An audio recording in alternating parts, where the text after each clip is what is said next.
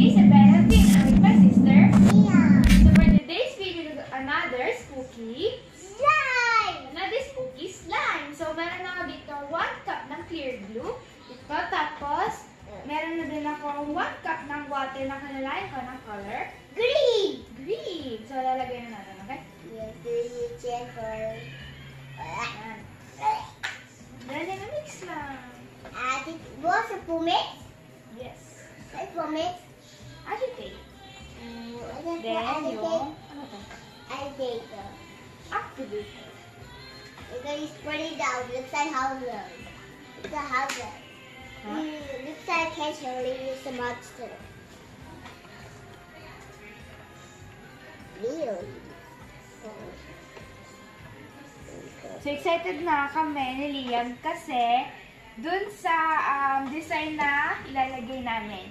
Yeah. Stay tuned kayo, guys. Little some true. So guys, kapag yung nagawa niyo slime, medyo sticky pa, mag-add pa kayo ng konting activator. So ito na yung ginawa ko. Yan, ang soft niya na. So ilalagay ko siya dito sa mini pumpkin. Wow, ang lambot. Yan.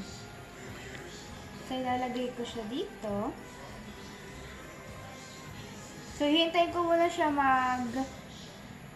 I forgot anong tawag doon. Yung ganon.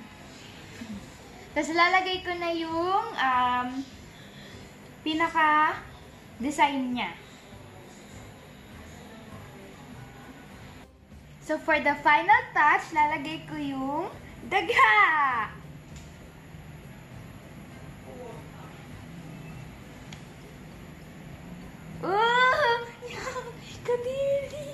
Kadiri yung itsura ng daga, tapos yung kulay ng slime.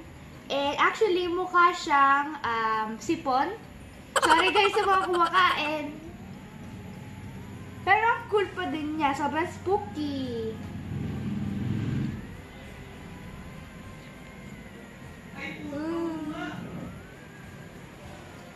So guys, that's the end of the video. See you on my next vlog. Bye!